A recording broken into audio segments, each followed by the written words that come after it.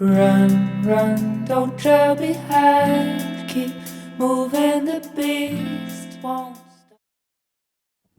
Hi everybody, welcome to Mr. Wild's second Appalachian Trail gear preview. In this video I'll be going through the rest of my gear systems. But just to say before we start, I hope I've got the camera set up better this week. In the last video I didn't film it that well and I apologise for chopping my head off.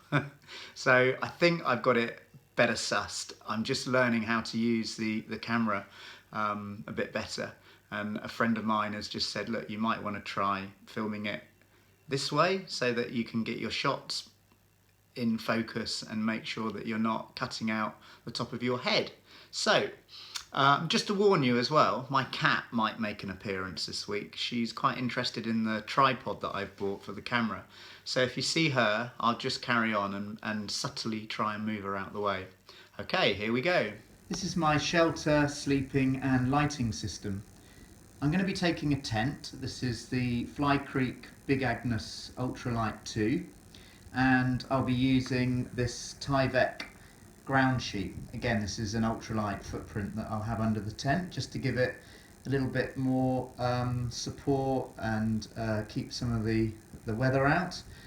For sleeping, I'll be using a Sea to Summit Spark 3.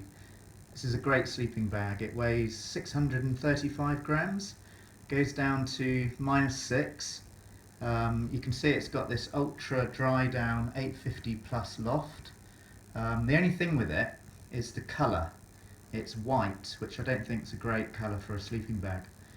But I'll be using a Sea to Summit silk liner as well, so this will hopefully add a couple of extra degrees warmth. My head torch is this Petzl Tika XP, and like everyone else who goes out on the Appalachian Trail, everyone seems to be using Thermarest, and this is the Neon X-Lite Thermarest Matte.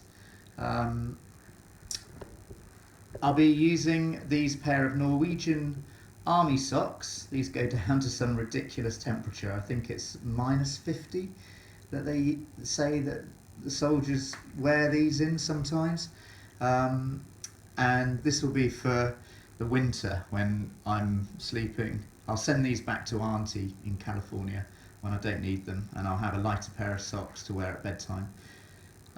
These long johns are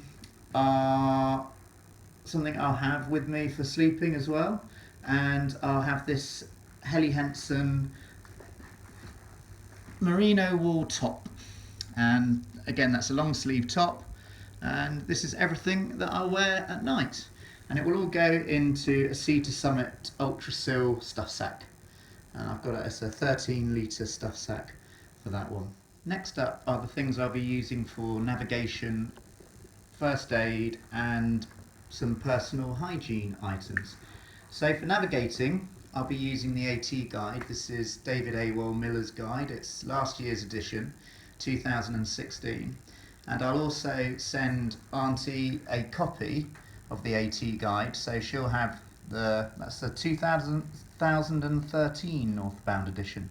So I've flipped through and they both look similar. Obviously, because that's an older copy, I'll just have to make sure that anything that I post out to her and anything she sends back to me on the trail, so any mail drops that she does, but the postal addresses and all the contact details are the same, but they should be. So I'll have that copy, Auntie Ros will have that copy, and then some personal hygiene items. I've got this ultralight pack towel, some hand sanitizer, I'll have a toothbrush, a little fold-away travel toothbrush, and then for medicines and first aid, I'm just going to have a lightweight Ziploc bag with my medicines in. I went to the doctor's on Friday and got some prescription medicines, so I'll take everything out of these boxes and I'll put them into some small bags to go into this Ziploc bag. So I won't take any of the cardboard boxes. There's some amoxicillin. These are just some antibiotics in case I get any infections. There's some fungal cream, this Canesten and hydrocortisone cream. It's a mixture, so that will treat any rashes that I get through my pack, any chafing, any fungal infections on my feet. I'm hoping that I don't get any of that, but you never know. Poison ivy can be a big problem as well, so a plant that grows along the Appalachian Trail, and this can be used to treat that. This very bright orange trowel is for burying your number 2s, everyone. So my son thinks this is hilarious, don't you, Wolf? Yeah, there you go, 11-year-old humour there. So for all the school children that are watching from the School to School project, you have to have a leave no trace policy. So that goes for any waste, including human, needs to be buried in a cat hole at least six inches deep, and at least 200 yards away from the nearest running water source, or indeed any water source. This item here is an EpiPen. It delivers a shot of adrenaline.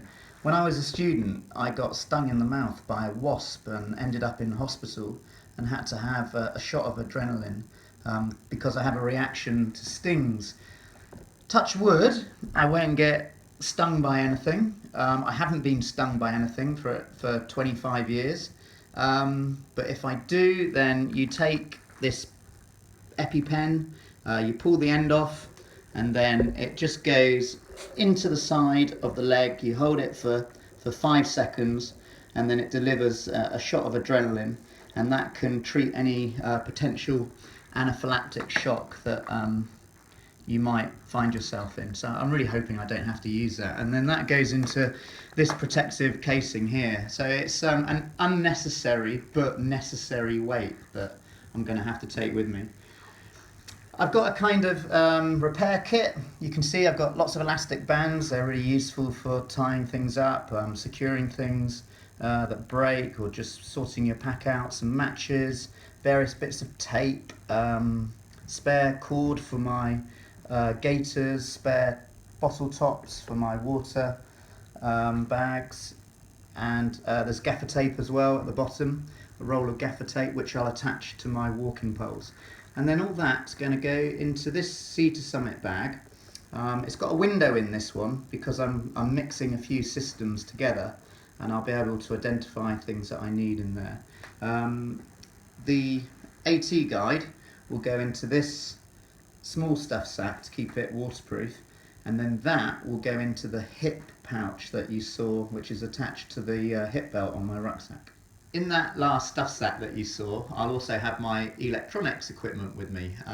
We'll start with this Power Monkey Explorer 2. This is a charger for my iPhone 6s Plus, which I'll be using to video my trip. It's a little on the heavy side. It comes in, do you know, I haven't got the weight for it, but it is a little heavy.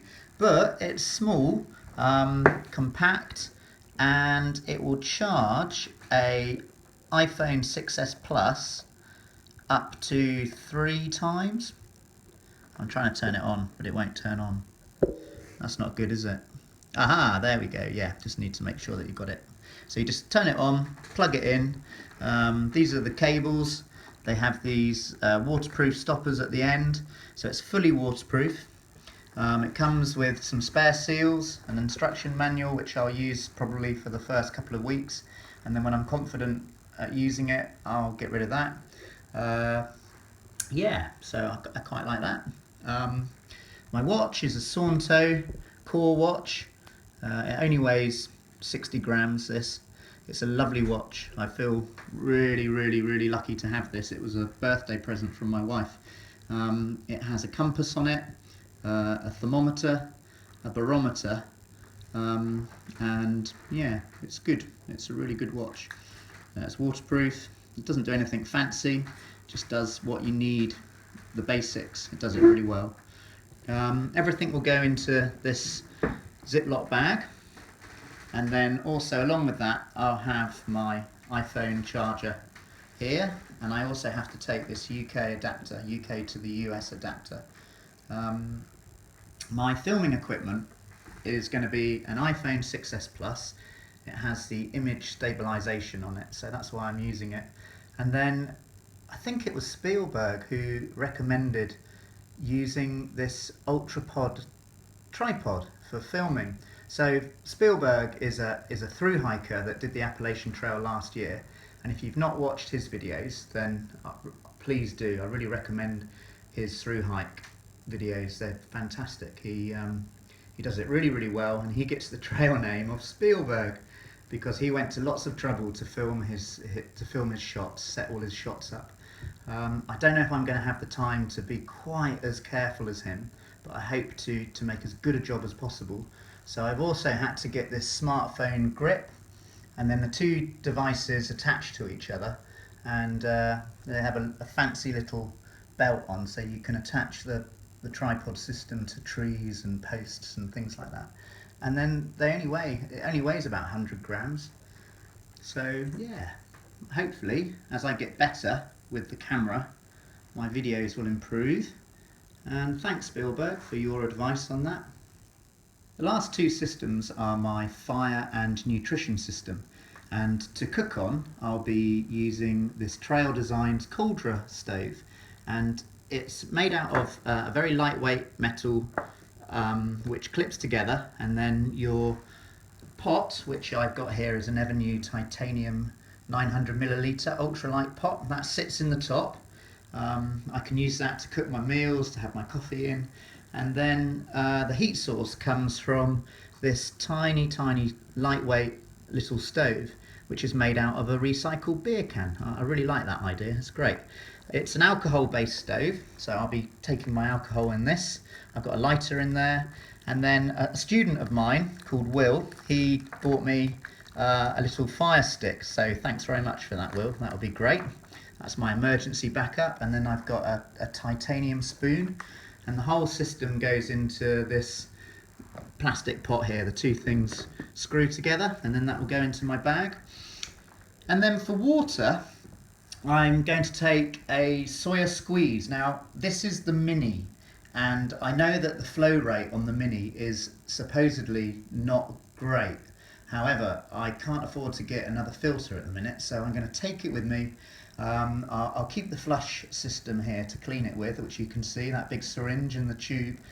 If, like everyone says, that the Soya Mini is just doesn't have good enough flow rate when you're filtering, I'll have to get another one. So I can maybe give that to somebody out there who's a weekend hiker or a day hiker, and then maybe get another one. And then it comes with this pouch, and you just put the two things together, filter your water through that. I've got some water purifying tablets. I've got 4 or 5 packs of those, and they're just a backup really. So one of those will filter a litre of water, but you have to wait half an hour for that to filter through. I've got a water tank for when I'm in camp, platypus water tank. And then you saw at the very beginning of my hiker gear video that I'm using a bladder system, and it's a platypus 2-litre system. I think that's everything. So I hope you've enjoyed watching my videos. If anyone's got any advice for me, then I'd love to hear it. My next video is going to be based on my school-to-school project. So for those of you that don't know, I'm also linking schools in the UK to schools along the Appalachian Trail. And I'm visiting elementary and middle schools from Georgia to Virginia, and I'm delivering assemblies, talking to them about the UK schools where I've been working, and then we're going to put together a trail journal with lots of children's writing in about their sort of thoughts and aspirations and their dreams for the future. So my next video will be looking at what I'm going to be delivering for the school-to-school project. Thanks for watching everyone, take care, bye. Just a very quick extra, I meant to say that when I was talking about a leave no trace policy, it's really important that obviously you don't bury any other waste except for human waste. Everything else needs to be packed out with you. That really is it now guys, so thanks again for watching, take care, bye. We won't stop running till we reach the sun.